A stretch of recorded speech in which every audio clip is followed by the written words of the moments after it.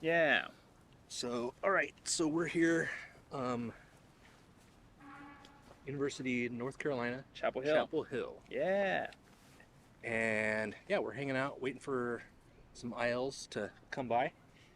So we're gonna do a can of words, I'm and excited. First time. what that means is, in this can, there's just a bunch of words written down on a piece of paper that will that can kind of generate an idea about what to talk about. I call it my quantum claim generator. It's normally reserved for people that want to do an interview, Yeah. but they're not really sure what to talk about. That's me.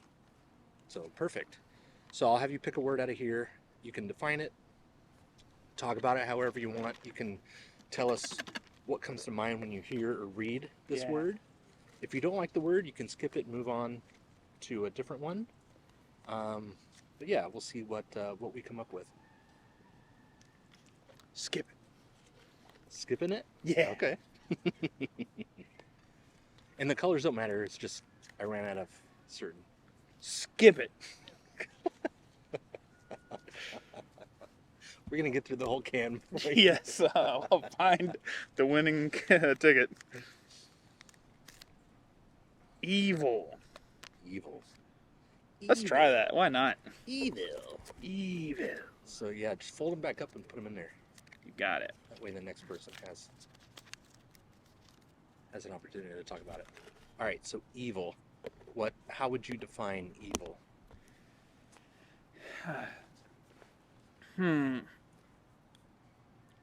I'd say evil is anything that has a complete disregard of the harm it could do to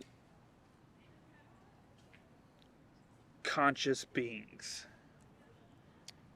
Would you say evil is a complete disregard of well-being? Not a complete disregard. Well, I don't know.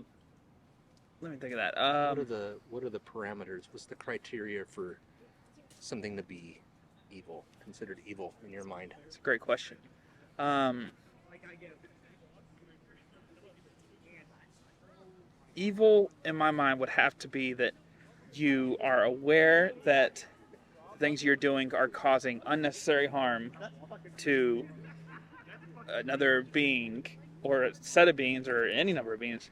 Um, and a bug flies in your ear, that's evil. Evil. Um, Mosquitoes are evil. yes, that's true. All they care about is getting the blood, and they don't care who they harm in the process. Right. And they're aware. Or wait, are they aware of the harm that they're causing? So that sounded like that was one of your criteria. Like you have Yeah. to be aware of the harm that you're causing. Yeah, I think mosquitoes, they know what they're doing, and they're just awful, awful creatures. Yeah, I think that is the requirement, because I mean, I think there are harmful things that people can do, but they might not be doing it on purpose, or they might not understand the ramifications of what they're doing. But for someone to know that it's going to cause unnecessary harm, and know that even like no, yep, ding dong. Causing harm and being aware of the harm that they're causing. Yes, and then doing it anyway. I think that's kind of a level of evil, and that I guess there's degrees of what would consider evil in that regard. I mean, some people would say that there's like an absolute truth, and anything against that absolute truth or that absolute authority would be considered evil. But I don't know. Then if the absolute authority and absolute truth is in control of everything, then everything they do is affected by that agent. So aren't they the ones in control? Sorry, tangent. Could someone cause harm, know that they're causing harm, and it not be evil? That is a great question. I think there are some arguments that could be made for ends justifying the means. So like a greater good? If they're doing it Potentially, for a greater good? yeah. But at the same time, you could have somebody argue that, well, it's a greater good for me, or if it's a greater good for me and my people, and it doesn't matter if it hurts these people because it's what survival or whatever. Or so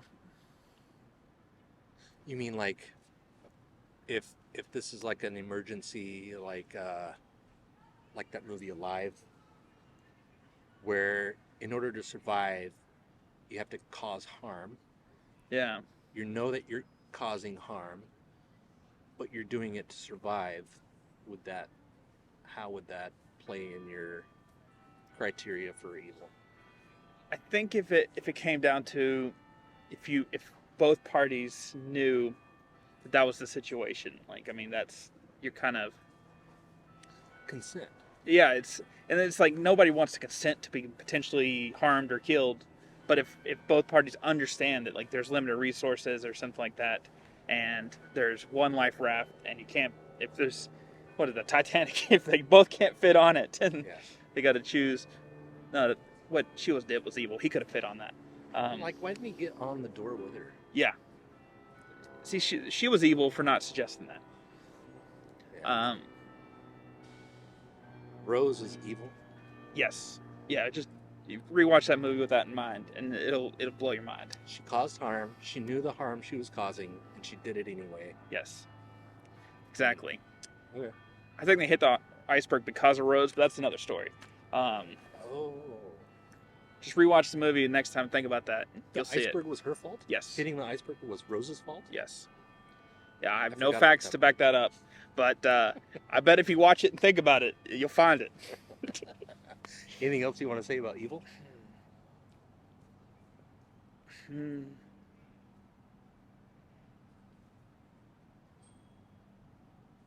Stuff I grew up my whole life thinking that evil was like a personified kind of thing. It was like anything bad happened was by the direction of an grand evil force. And then you like look at just general human interactions, and most of the times things that happen harm between people are without understanding the full consequences of their actions, or being misled about the information of what they're well, I guess the same thing, or a sense of more fear than malice, and so it really whenever if you don't have that personified view of it, it becomes very complicated. How much of people's actions are affected by how they were brought up, the environments they were in, the conditions of their body in that moment, and then that kind of gets into free will, and then I don't have time to talk about that. Are you convinced evil exists? I don't think there's a personified evil. I think that there are actions that are just absolutely grotesquely like despicable to the general concept of humans living and sentient creatures living, and I think that ultimately I don't have like a math problem I could say like if you do this and this it's evil. Some things are like very more obvious, but we're all assuming that in that moment we're basing that on human beings existing and not being harmed, and because I mean like some things like torture, some people like it. You know what I'm saying? That's where we go back to like consent. Yeah, it's back to consent in that regard. Okay. So one last question. Yeah. Can determinism and evil coexist?